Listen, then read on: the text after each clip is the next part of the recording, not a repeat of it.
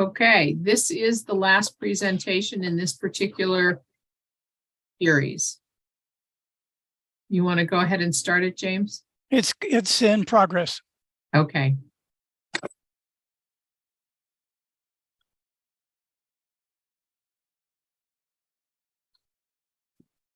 I'm not seeing the PowerPoint, James.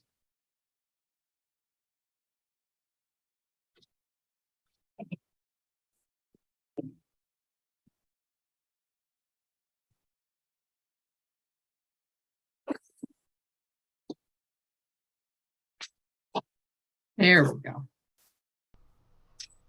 Well, today's political institutions are breaking down precisely because world civilization has failed to...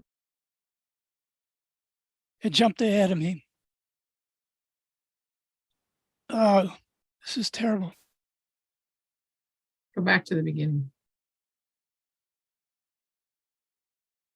There we go.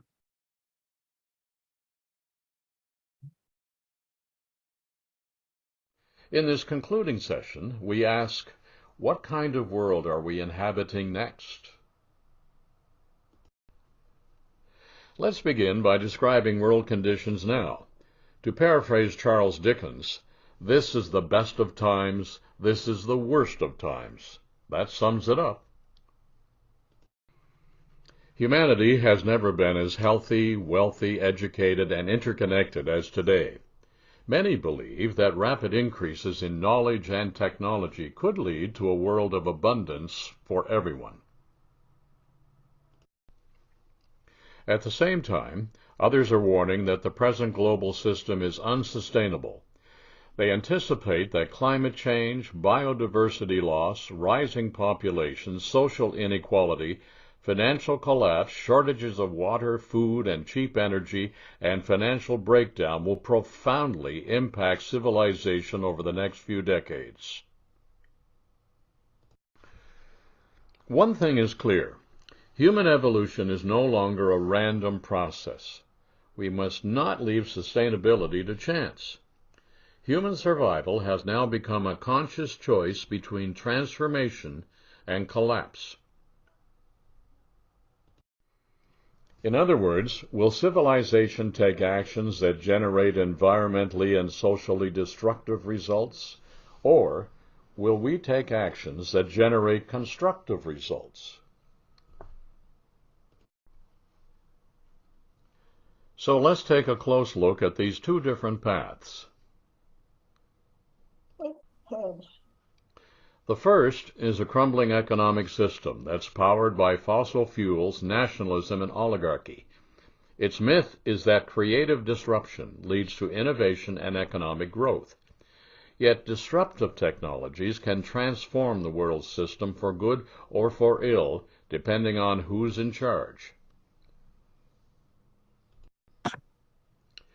We're already witnessing how autocratic regimes use technology to enforce social control rather than empower progressive change.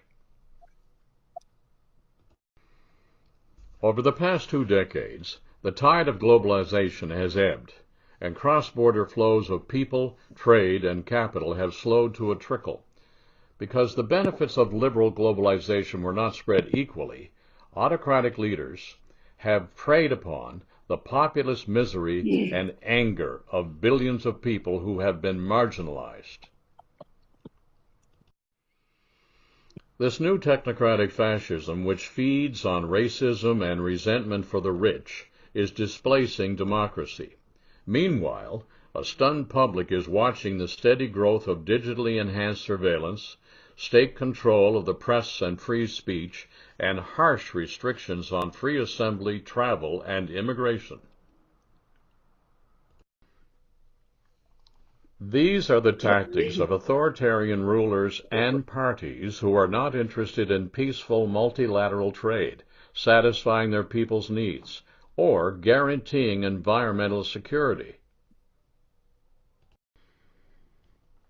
All of this portends a brutal world of division and scarcity under emergency rationing, where citizens must fight over insufficient resources and opportunities.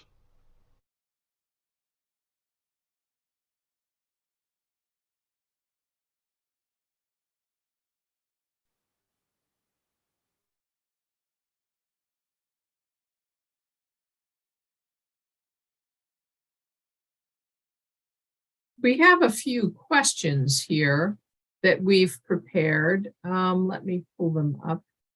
I'm trying to find them. They don't appear to be where I put them.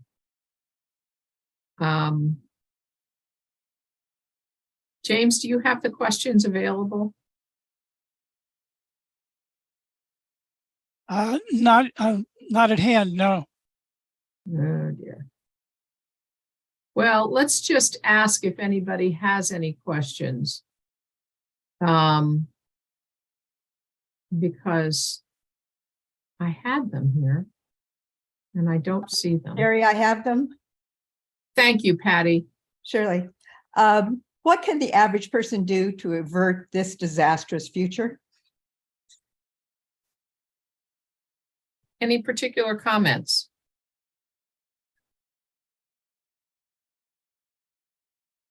Jacqueline. I don't have the magic bullet, but boy, is that the question. And that's the question I ask myself every day, being your quintessential average person. And it's something other people ask me too. And it's really something that I struggle with.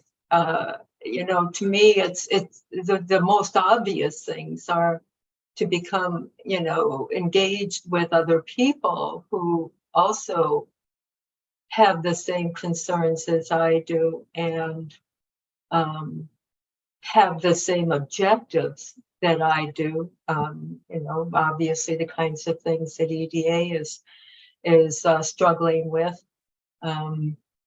We could ask ourselves what we do in our own lives and make course corrections pretty frequently, I think, given the circumstances change so dramatically day to day.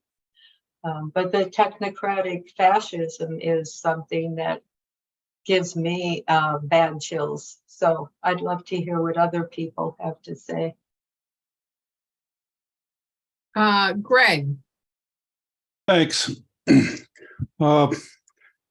Right now, it's just really obvious that people are looking for easy solutions or something. I mean, all the Trumpism and all the other ism stuff that's going on right now with the disinformation, people want to believe things that are going to be easier fixes than we really know it's going to take to do. So we've got to educate ourselves, focus ourselves, educate ourselves on what we really need to do. There's really no easy fixes on anything. Violence obviously is not going to be one source, but we have to get educated. Okay, Grant Grover. I was interested in the phrase evolution of society. And one of the things that I see about society evolving is we have to watch out for the whole polarization. We get so polarized and we're judging others and we're excluding them from being part of the solution. Interesting point. Any other comments? Sue Shen and then Carmel. Thank you. My thing is joining some other nonprofit organization who has similar interests as I do. For example, there is one who is really engaged with building affordable housing for people. And then they are really in doing it in such a way that people can rent the space, and whatever they pay for rent, then they can use it when they leave that housing, then they can use it as their equity. So that's one thing. Another is more in terms of helping raise the living wage in a sense, and then increase public transportation. Because when we have more public transportation and less people driving on their own, that can make a difference. And then the third is educating the people who doesn't have a foundation to really lift themselves up. So they're providing voices, a platform of voices for them. So those are only 2 or 3. I belong to 5, 6 different other social organizations here.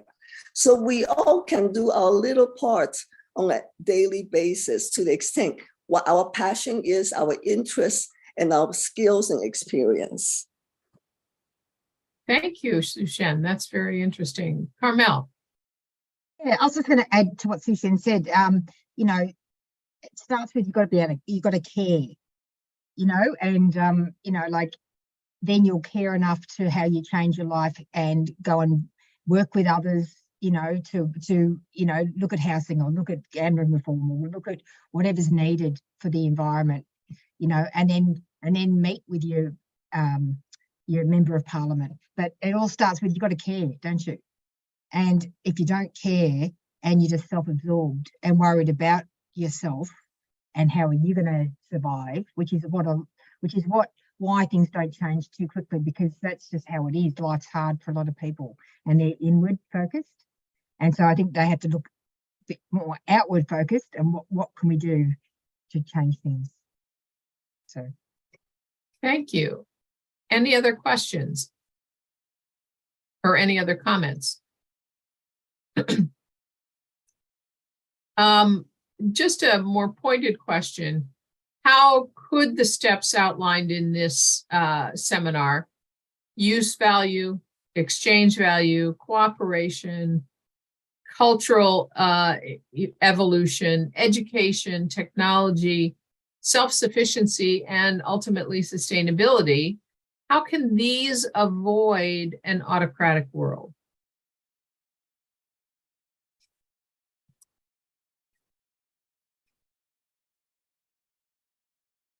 Any comments? Sure, Jacqueline. I'll jump in again.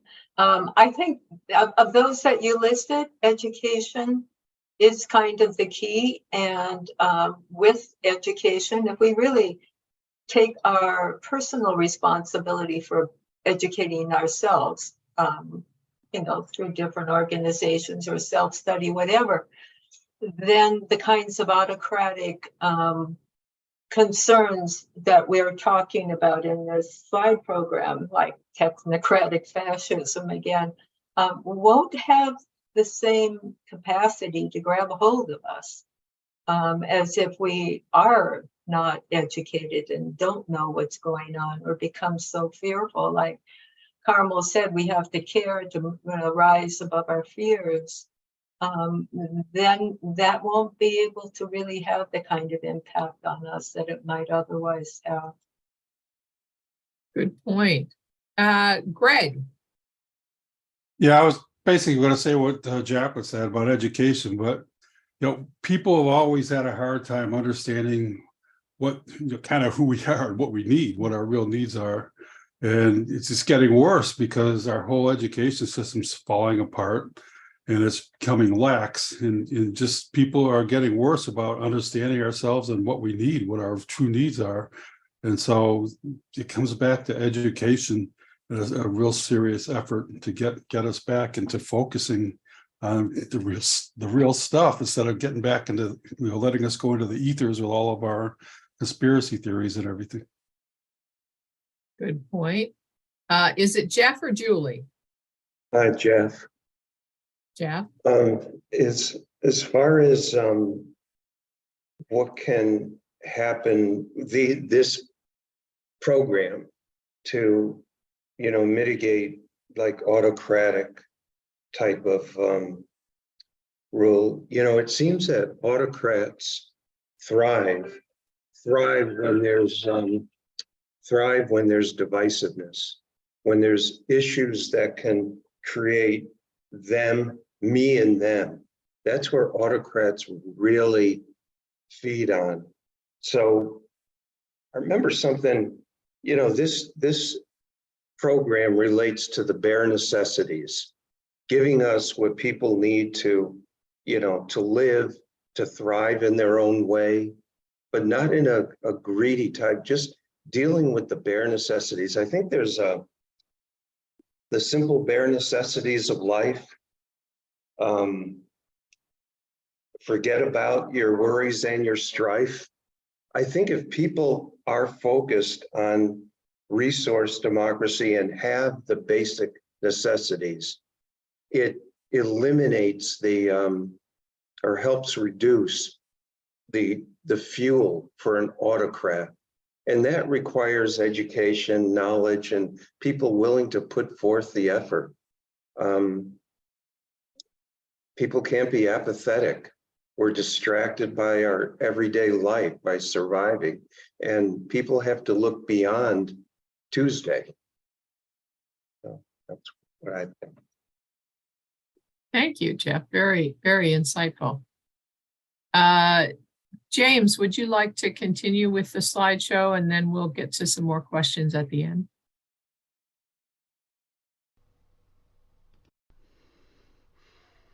As humanity wrestles with these dangers, a second path, the co-creation of a planetary community, is still within the realm of possibility. We have the capacity to choose a better future if we act soon. Humanity has the power to not just extinguish all life forms on the planet, but also to do the very opposite and protect all forms of life. Never before have people been as equipped to build the trust needed for solidarity on a planetary scale. We have all the resources required to reap the benefits of a cooperative world. We can draw upon all human experiences from the past and the present, from the wisdom of the oldest indigenous traditions to the latest scientific knowledge. We can also learn from the historical trends of the commons, peace, development, and collaboration. And we still possess the capacity of self-organization, which enables us to develop local and regional power from the bottom up and hold national leaders to account for changing this old, decaying system. These lessons and practices already exist. But how do we bring them into the mainstream of widespread adoption? It amounts to doing something that has never been done, creating a global movement for systemic transformation. The organization of responsible citizen action will now require awakening the heart within each of us, revealing what it means to be human. That is our superpower. Our evolutionary stories and transformational strategies must express our deep-seated yearning for interconnectedness in the present, while engaging our intergenerational responsibility for the future. This is a vastly different world than the post-war international order of the past 75 years. World population and the ecological deficit have increased dramatically. Today's political institutions are breaking down precisely because world civilization has failed to embrace economic democracy. Upholding world peace and security while promoting economic equality and sustainability must become the common pursuit of all nations. To shift global norms to this worldview, we must align them around a new vision of planetary governance. An agreement for an interdependent world will require adjusting our economic consumption to the natural limits of the planet. This is why economic democracy, a system of value that's equitable, cooperative, sustainable, and inclusive, is critical for human survival.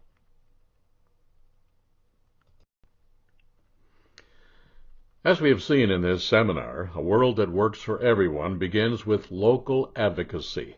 It's our job to demonstrate to our leaders that grassroots economic democracy is where this planetary change begins. Now, do you have any ideas on how we can accomplish this goal?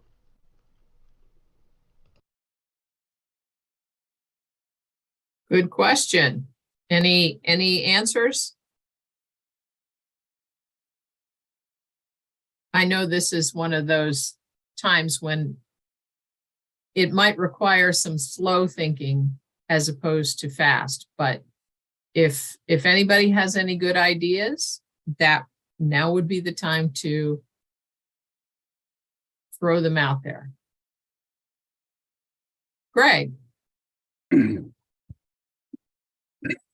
grassroots has to organize, just like, we've been talking about lately in this organization. The grassroots groups around the world need to realize that we need to, self-govern, come into self-governance. But that's one part of it. But another part of it is, I've heard global localism. You've got to, we've got to have a planetary system, but local as well, and they have to work together, with the cooperation aspect. And that's probably, we're not going to get anywhere probably if that doesn't happen at this point. Jeff or Julie? It's Jeff. We realize that the ultimate is sustainability, global sustainability. And I think that's the thread that binds us all together at EDA. And it's looking far ahead. For the average person, I remember a comment on a slide way back pointed out to citizens fighting for insufficient resources.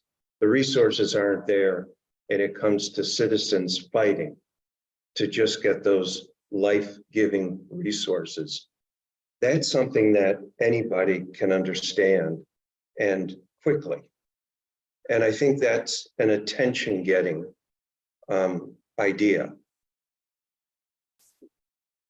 Advocating and making sure legally, legislatively, that there's not a life-saving fight for resources, for life-saving resources, that at least that, no matter what happens, is guaranteed to everybody in community. That's something people seem to understand. I still have to have clarifications from James Quilligan on, I thought I had it, on the on the currency being based on resources. And I thought I had it with sustainable resources. But then I think there's non-renewable resources that are involved there. So I've got to understand that more, but it's not an easy understand for a lot of people what we're talking about in an ultimate solution. And the ultimate solution requires enormous cooperation, not just among our own country, but globally. But that fighting for life-giving resources is something that I believe is understandable, compelling, and can get pretty much anybody to a call of action. And maybe that's a focus that EDA could look at also. That's it. Thank you, Jeff. Greg, you have something further. Yeah, brother, I forgot what it was. I'm thinking.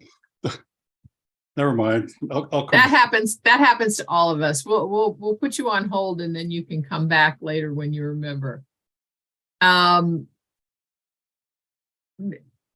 Jacqueline, go ahead.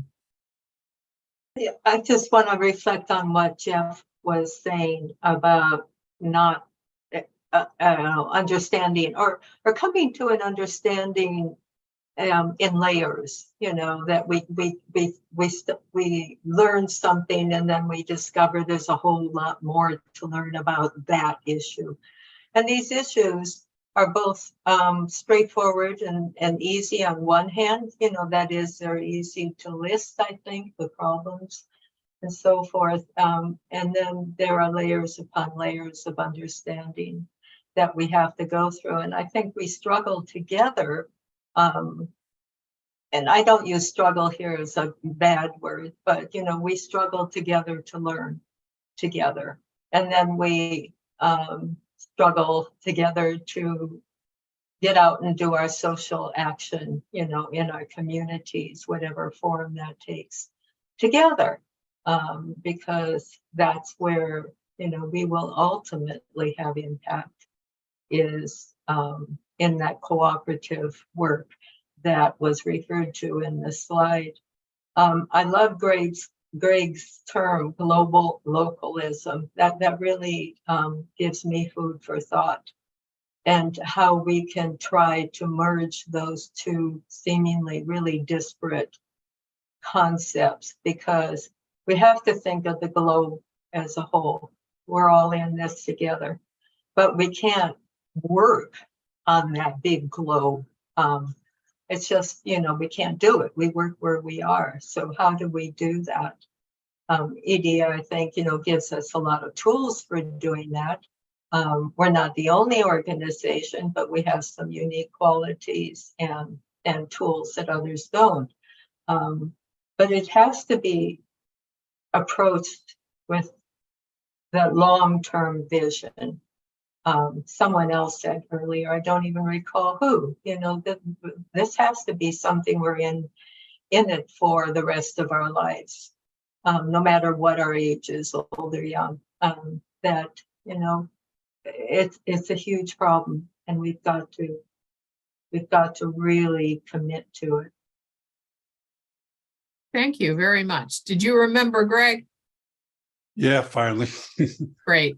The polarities out there, it seems like, you know, both the left and the right, all the polarities between socialism and oligarchism, or you know, whatever type of control, they're all, everybody, I don't think anybody can get it out of their heads. What we're going to end up with is a centralized control economic system like we have now.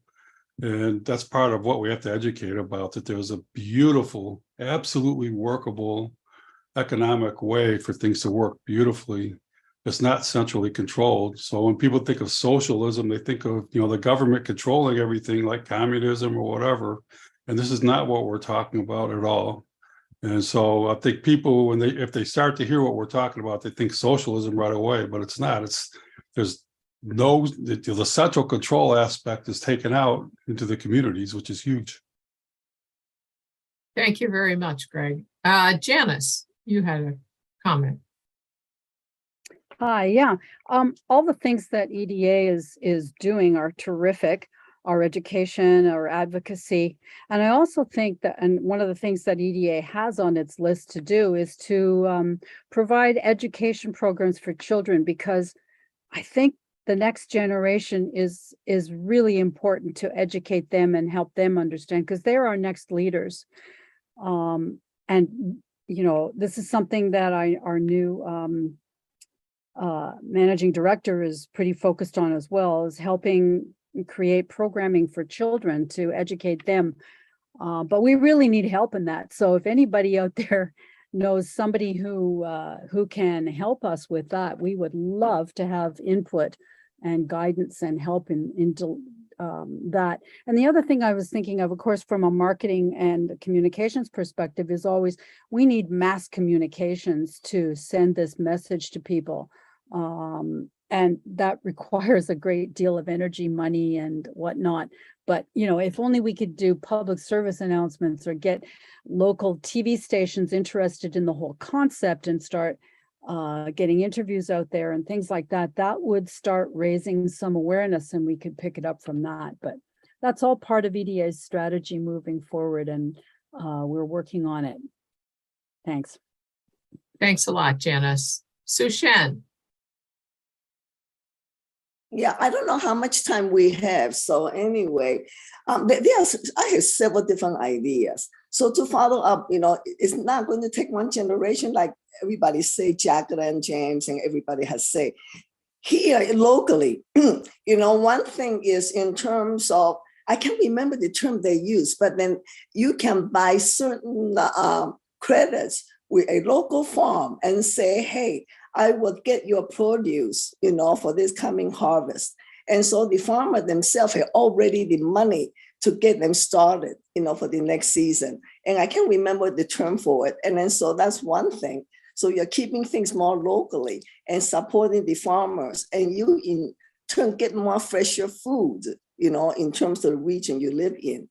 And another one is community garden is quite very popular here, especially the neighborhood where they haven't had the opportunity, the so-called social class where they haven't had chance to own land. And so there has been community gardens, and then kids are, just like what Janice said, the kids are invited to start from the beginning. And then recently here locally, the library has opportunity. People can share seeds, SEEDS, so they can use in their own garden. And then here we also have what's known as tool lending library of different tools. So everybody doesn't have to buy the same tool if you're only using it and that's not your hobby in terms of being a farmer, certain equipment. But then there's a tool that you can go and then to borrow and that type of thing. And another one is in terms of a group called Hatch, HATCH. So they are really about how to help an entrepreneurial person get started with their business. And so they meet once a month, or once a week. And then this person who came up with a new products or service can pitch to some seasoned business owners, small companies, and then other people at the different stages of their business development, and then create ideas and then also support each other's service and products. And so again, that helped really the whole community in a way too. So there's just so many different excellent ideas in this area, and things are being done here. Thank you very much. James, you have a comment. Yes, thanks. Thank you, Sushen, for that list of innovative solutions. I think most of you know EDA is really trying to promote the legislation behind those kinds of innovative solutions. So in other words, we're not trying to organize people to join those particular groups that Sushen is looking at. We're actually trying to identify the legislation that will support those kinds of initiatives. And I think that shouldn't get mixed up with all the fantastic objectives that are out there that other organizations are supporting. But we're really trying to, as I say, identify the legislation behind these solutions and then advocate for those.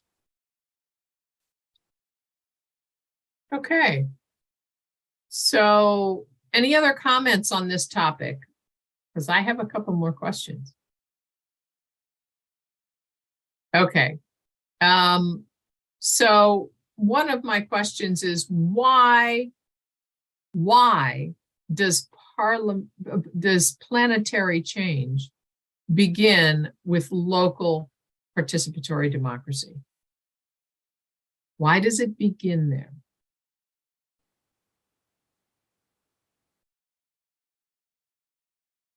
Any comments?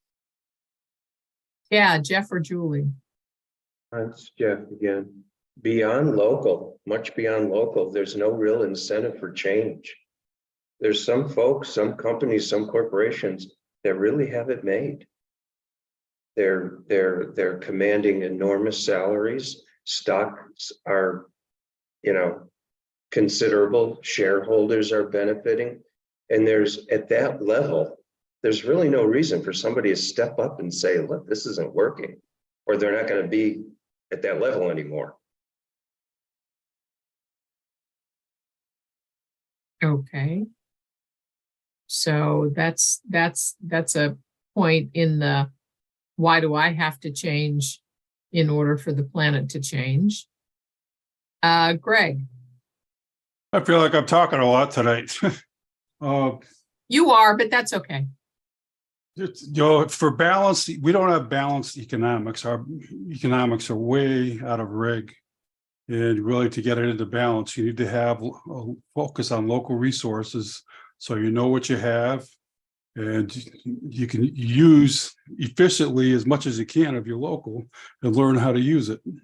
And the whole globalization thing, although it gives us all kinds of things from all over the world, it throws everything out of whack. It's like the productivity of our economics gets thrown way out of whack because you don't have a lot of the productivity you have is just kind of foul productivity. It's just bouncing things around and so forth. And we just need to get down into real basic productivity, which you get from using local resources and starting there anyways. That's a good point. But, if I don't have a local resource that provides me with avocados or wine or, other things that I want to consume, how do I deal with that in this local economy? How does that happen?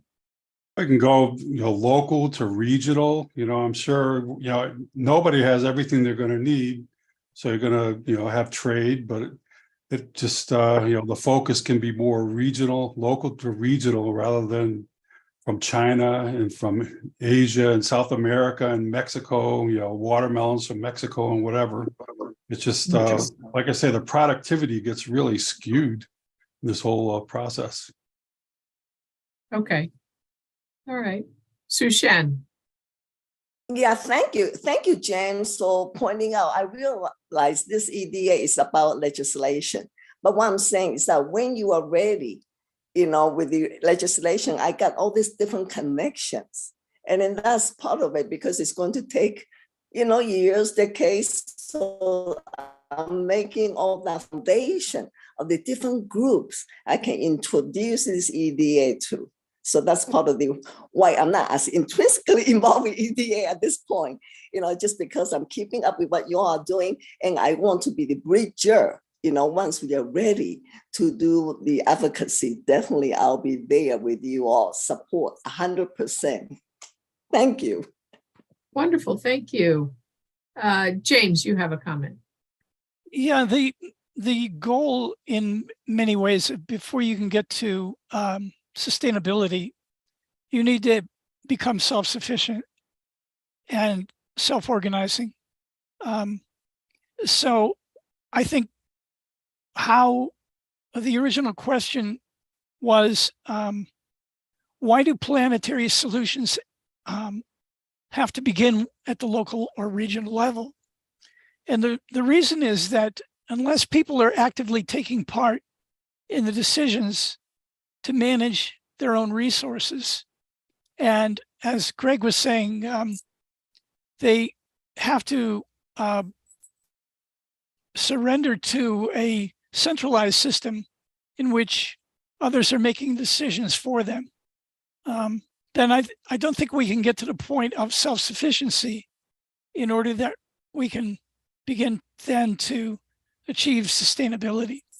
So the role of participatory democracy is absolutely indispensable, because unless we can self-govern our own decision-making, then we're not going to be able to self-govern the decision-making around the sustainability of our resources. So the democracy that needs to go into community self-organizing is the same kind of democracy that is necessary for sustainability. So if I understand what you're saying correctly, James, what we have now as representative democracy is surrendering a significant portion of our own responsibility for self-sustainment we're outsourcing it basically. The same way we're outsourcing our vegetable consumption to Canada or Mexico or New Zealand. Correct? Is that what you're? Yes, that's correct. Okay. Okay. I'm sorry. Jacqueline, go ahead.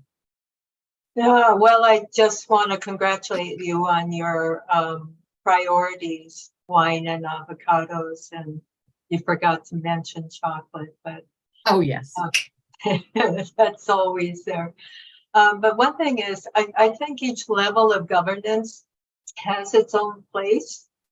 You know, having, excuse me, worked, you know, on the global stage back in my career, you know, a government, and that was with the US government, a government can't, it has no way to know directly what's going on the local level, the community level. It really has no way to directly measure what resources are there or how much of these resources are needed in any particular locale.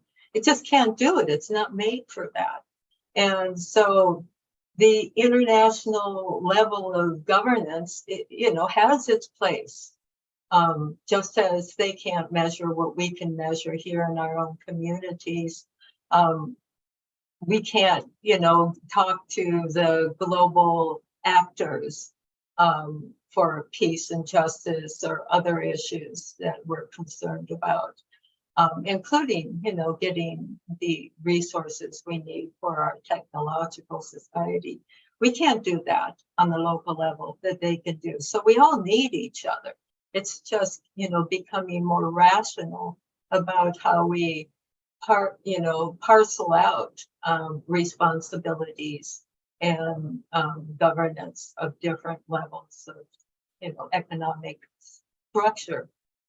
So we all need each other, but, you know, these big corporations have been trying to do this for us from the level of just satisfying their shareholders and making the most money they can. They're not paying attention to real need, certainly in communities, and they may pretend they are, but they surely aren't. So I think, you know, we talked about Proud before, and I don't know we have any Proutists on the call tonight, but they've got a really interesting, oh yes, we do, of course, Govinda. They've got such a really rational system of how they see these various levels of governance, from the local all the way up to the international, I suppose, how that can be parceled out and work, and how we can work together. EDA is doing something similar, so I think that's sufficient for the moment. Thank you very much, Jacqueline. Eva, you have a comment. Yes, the question about why planetary change begins with local change, I think that has a lot to do with the fact that humans learn by doing. And if we are, I think, Terry, it was you that talked about outsourcing food, jobs, whatever. But if we are not acting locally, there's another thing or two that we're outsourcing, and that is our own experience and our own learning about how to do the things that we need to do in order to self-govern locally. We have to get down into the dirt in order to understand what's actually needed, I think, locally and globally. Good point. And Greg.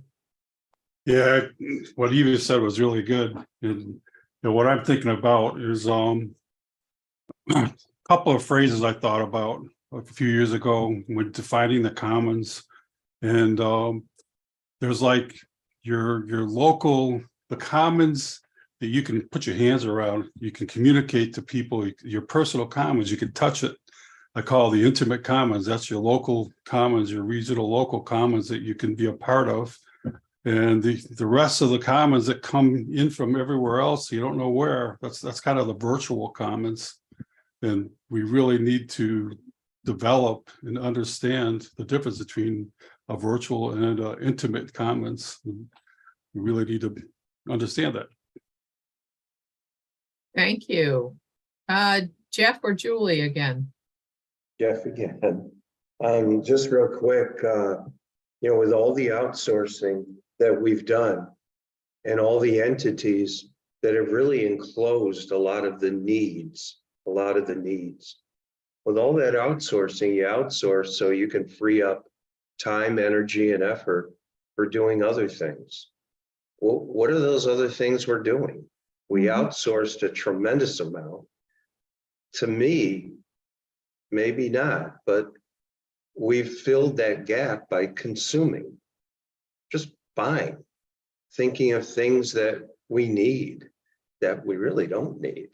With all that outsourcing and all that time and energy freed up and resources, what are we doing? Thanks.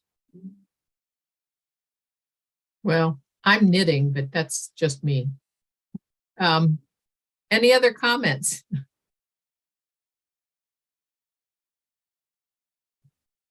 James, I know that you had some things that you wanted to say to sort of wrap this up. Did you want to go into that now, if we don't have any more comments? Sure, I'd be happy to. Anybody want to say one last thing? No? Okay. Well, so recently somebody asked me, what is the real meaning of this seminar series, this Principles of Local Economic Democracy? And I believe that it involves the legacy that we are leaving for those who will follow after us. We often lose sight of the fact that our actions today hold the power to shape the world that future generations will inherit. Perhaps the seminar will help us to remember that our decisions have far-reaching consequences, extending beyond our own lifetimes. A key aspect of our legacy to the future lies in environmental stewardship of a world where clean air, fertile lands, and thriving ecosystems are passed on to our children. Our decisions today also have economic implications for the future, so that we don't burden future generations with insurmountable debt, economic volatility, or resource scarcity. Intergenerational equity beckons us to consider the impact of our actions on those to come, ensuring that our choices today do not compromise the well-being and opportunities of our children and grandchildren. This seminar is a reminder that our purpose extends beyond our own lives, that we are not merely living for ourselves, but also for the freedom and equality of generations yet to come. EDA's programs in state legislation, research, advocacy, and education embrace long-term planning and sustainable economic development. We have a sacred duty to create a world that people in the future will be proud to inherit. A world where plentiful resources are not distant dreams, but tangible realities. We carry the responsibility to ensure that the legacy we bequeath to future generations is one that upholds their well-being and empowers their potential. I urge each of you to see beyond the present moment and recognize the impact that our decisions have on the lives of people in the future. Let us carve a path that leads to a world where they can flourish, where they can build upon the legacy that we leave for them. And may they find a world filled with boundless opportunities, where their dreams can take flight and their potential knows no bounds. That is what this seminar was about. It teaches us that our choices today will reverberate through time. EDA's next seminar, the Civics of Resource Democracy, will be held from February through April in 2024. We look forward to seeing you then. Thanks for everybody for attending, please. Thank you very much.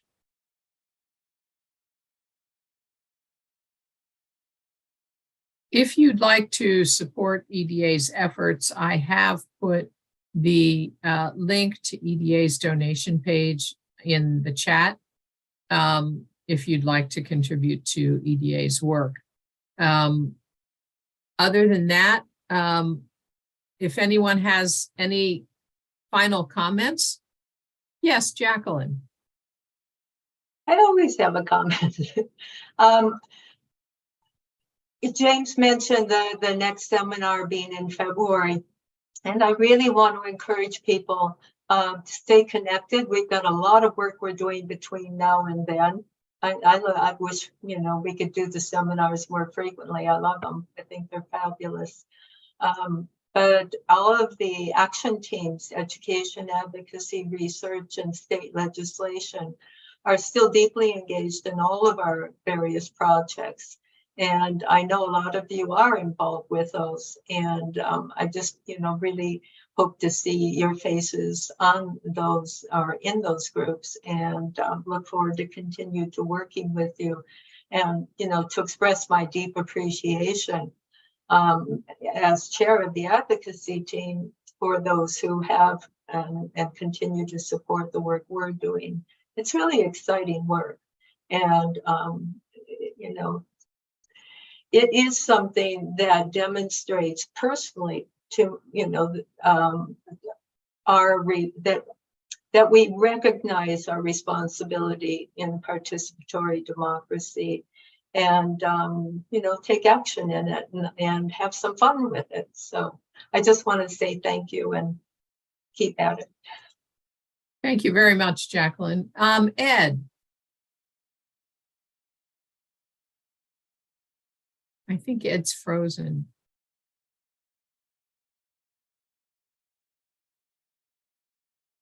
Ed, can you hear us?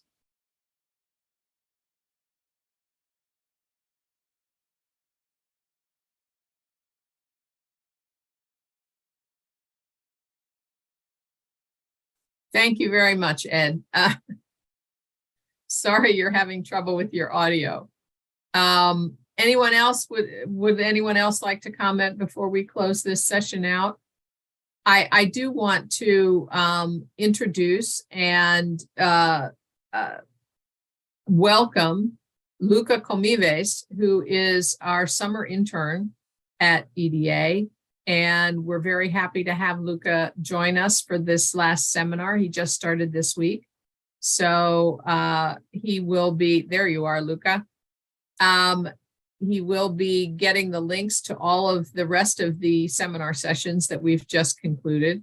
So if anybody, anyone else has any comments, we'd like to hear from you. Welcome, Luca. Yes, Jeff. Welcome to Luca too. Yeah, Jeff, go ahead. Just a final one.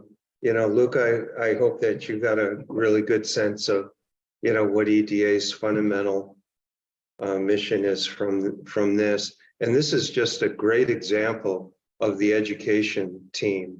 And, you know, I've been wondering that for a long time, you know, what the education materials are and how that would be helpful. And I couldn't think of a better example of what the education team can do than this type. It really enlightened Julie and myself a great deal.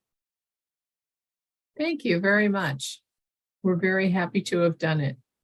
And don't forget, we will have another seminar on the Civics of Resource Democracy in February. So any final comments from anyone?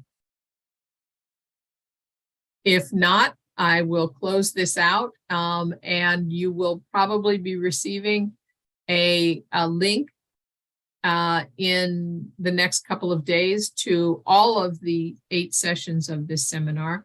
And we thank you for joining us and contributing to our understanding of this topic. Thanks, everyone. Thanks, Terry. Yeah, thanks, Sarah. Thank Nice you. job. Thank you all. Thank you, everybody.